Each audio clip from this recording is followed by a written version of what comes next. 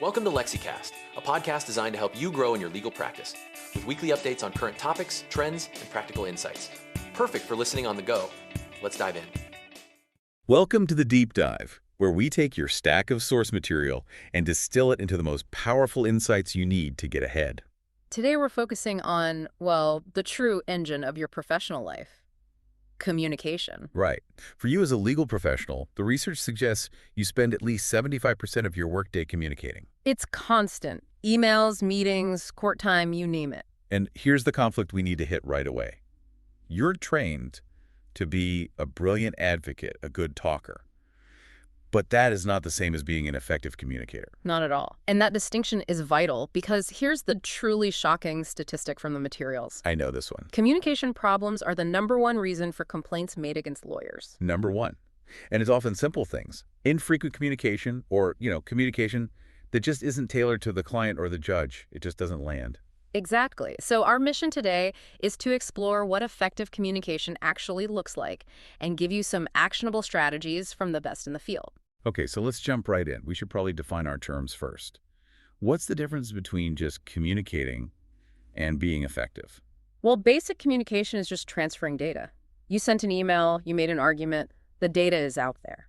But we've all had that moment where we say something we think is crystal clear and the other person hears the exact opposite. That's where effectiveness comes in. It's about ensuring the intention behind the information is received and understood. It's a two-way street. So for it to be truly effective, the sources say 3 things have to happen. Right. 1, the communicator clearly conveys the message with a specific outcome in mind. 2, the recipient clearly understands that message and its purpose. And 3, this is the real measure. A successful result is achieved. If the outcome fails, the communication, somewhere along the line, broke down. That makes perfect sense. So let's talk about the why. Why is this so critical for lawyers to master? Well, the first one is obvious. It saves time and money. When communication is clear, things get done right the first time. No follow-up emails, no redundant meetings trying to fix a misunderstanding. Exactly. It also builds client relationships. Clear delivery builds trust, and that leads to repeat business and referrals. And as we said, it dramatically reduces the risk of those client complaints that just eat up so much time and energy. Then there's reputation. Effective communicators are seen as leaders who get results. Perception, at the end of the day, is everything. And finally, it just reduces stress. When everyone's on the same page, there's less conflict, less friction. These aren't soft skills. This is about hard professional advocacy. Okay, so let's get into the toolkit, the actual traits and strategies. What's trait number 1? Trait number 1 is a conscious awareness of your words. It starts with what the sources call leadership language. So, using definite, confident words. Right. Instead of saying, I guess we could try that, you say, I will do this. Or a simple, confident yes. This feeds into that SECC formula you mentioned. Simple, authentic, clear, and concise. That's it. And simple is key. For a lawyer, simplicity isn't dumbing things down, it's cutting through the noise. It means avoiding jargon and legalese that alienates your audience. Which, the sources note, is a major source of client complaints. And authentic is about using language that's your own, not some corporate script. People trust a genuine response. And then, clear and concise. Plan your key points before you speak. Say what you mean in as few words as possible. Exactly. And now we get to the really critical point. We've talked about words, but words are only a tiny, tiny fraction of communication. This is the big reveal. Traits 2 and 3 are all about nonverbal power. The scientific breakdown is staggering. Your body language, posture, facial expressions, that accounts for 55% of your message. 55. And your tone of voice. That's another 38%. Wow, so that means 93% of your communication is nonverbal. Yes. And so many lawyers focus only on the words, ignoring the vast majority of what determines trust and impact. So the key strategy here is just consistency. Your words and your body have to be telling the same story. Absolutely. If you say, I'm confident, but you're hunched over, you've lost all credibility.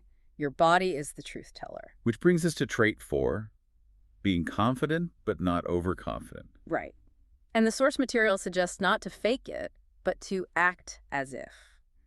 Use confident body language and a decisive tone. It actually creates a feedback loop that builds your real confidence over time.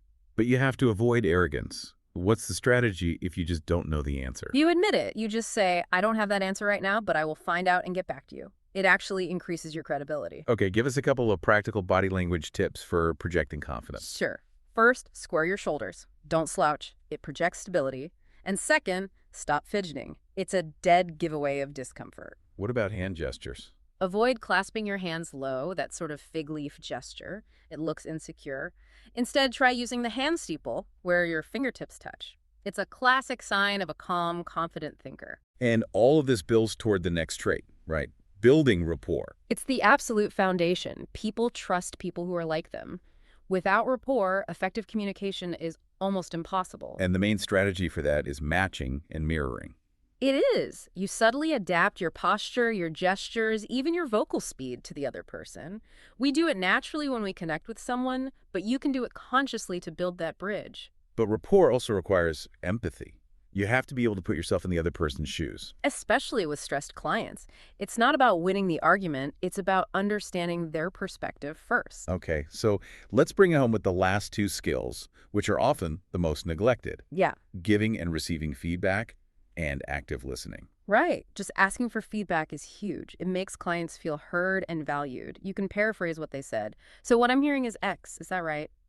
To confirm you understand. And finally, active listening, which is more than just being quiet. So much more. It means listening with all your senses, watching for those nonverbal cues. And being fully present. No multitasking, no checking your phone. And please remember this. Listening is not the same as waiting for your turn to talk. That's a powerful one. The final piece of active listening is to suspend judgment. Just let the speaker get it all out without interruption, even if you disagree. Your duty is to understand their full story. So we've covered a lot. From the fact that 93% of your message is nonverbal to the SACC formula for powerful words. And we've touched on building rapport and the absolute necessity of active, non-judgmental listening. I think the biggest takeaway here is that none of these skills are, inherent talents. They're all learnable. Every single one. And framing the development of these skills as a direct investment in your career is, well, it's the smartest move you can make. It will lead to more success and, frankly, a lot more personal satisfaction in your practice. It's the ultimate professional development tool. Thanks for diving in with us. That's it for today's episode on LexiCast. If you're looking for more in-depth episodes that can also be claimed as CPD activities, check out our LexiCast CPD Plus page linked in this episode's notes. Follow us now to stay up to date, and we'll see you next time.